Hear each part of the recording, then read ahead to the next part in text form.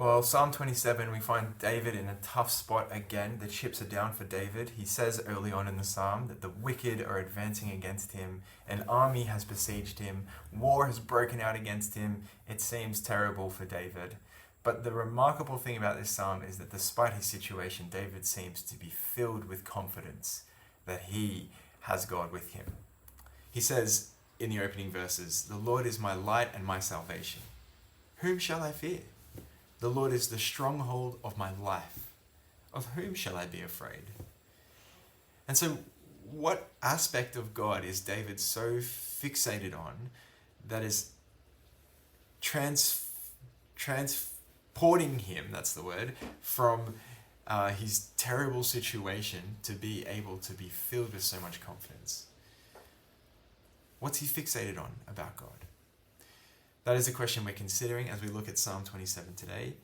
Thank you for joining us. We are making our way through the Psalms. We are at the 27th Psalm. There are 150, so we have a long way to go. But our goal is to see how these Psalms can be read as Christians and how they can point us to Jesus. Thank you for joining us today.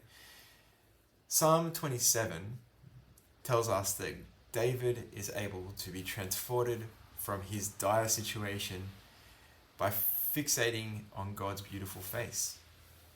He says in verses 4 and 8, verse 4, firstly, "One thing I ask from the Lord, and this only do I seek, that I may dwell in the house of the Lord all the days of my life, and to gaze on his beauty, to gaze on the beauty of the Lord, and to seek him in his temple." And then in verse 8, he returns to this idea. He says, "My heart says of you, seek his face. Your face, Lord, I will seek." So God's beautiful face, that's the thing that David is fixated on. And I don't know how you picture God's beautiful face, or whether you picture God's face to be beautiful at all. You know, we talk about God having a wonderful character. We talk about him being a beautiful person. You know, particularly we see in the life of Jesus, God just living out humanity, or living out life as a human in just such a remarkable way. But beautiful, that's the word that David uses here. What is it about God that David is able to say is so beautiful?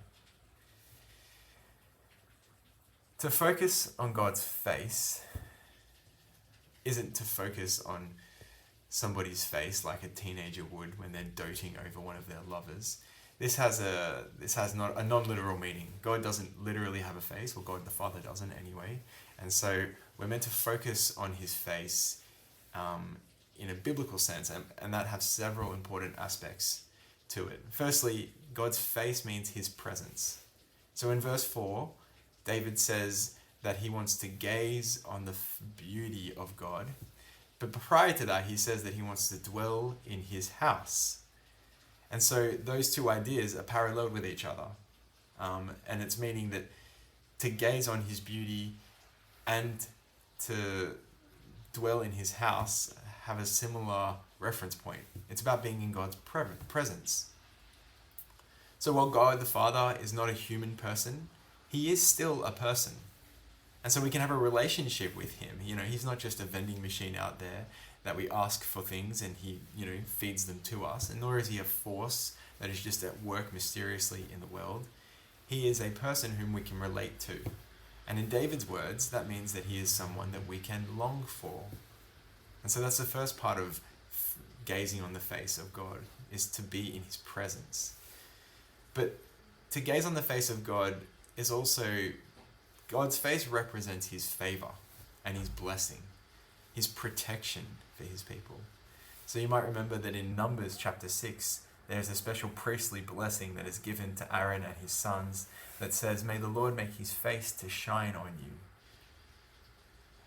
Or in the language of the Psalms, when God turns his face away, that's verse 9 here, it means that we experience his judgment. God turns his face away, leading to judgment and distance. So David says, "Do not hide your face from me. Do not turn your servant away in anger." Because when God turns his face away, we suffer.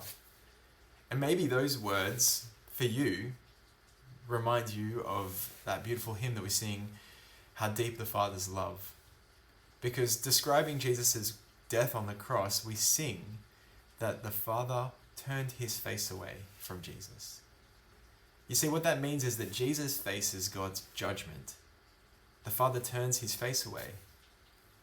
But Jesus was willing to say, hide your face from me, so that David and we can have the face of God shine down on us. Do you see? Because Jesus was willing to have God turn his face away on that cross, it means that we can experience the Aaronic blessing that says, may the Lord make his face to shine on you.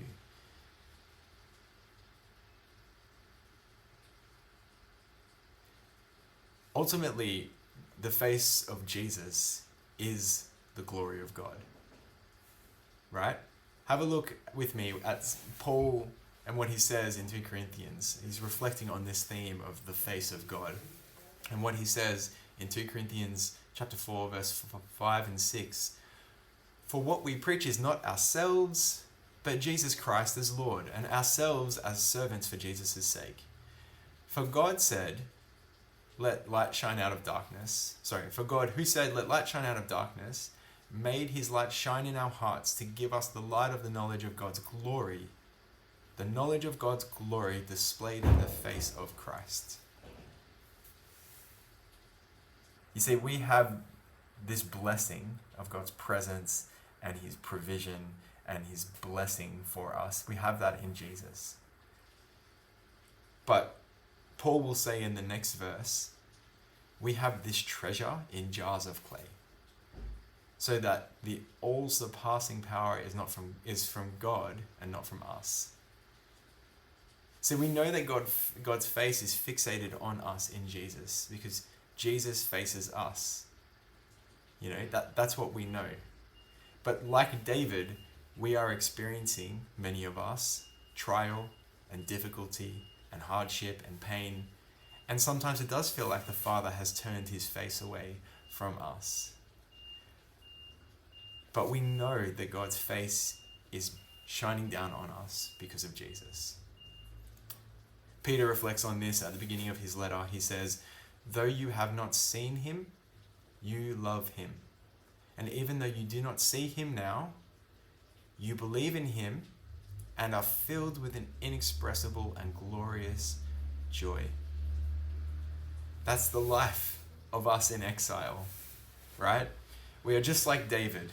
We have this firm hope that God's face shines on us, even while we experience the war and the disaster and the plague and the siege and all of the things that David experiences. We have this treasure in jars of clay. It is a firm treasure. We have it, and yet we experience the difficulty. So can I encourage you today, like David, to pray with confidence that the Lord would be your light and your salvation, that you would be able to say, whom shall I fear? That the Lord would be the stronghold of your life, and that in Jesus you would be able to say, of whom shall I be afraid? Amen. Have a good week. See you later.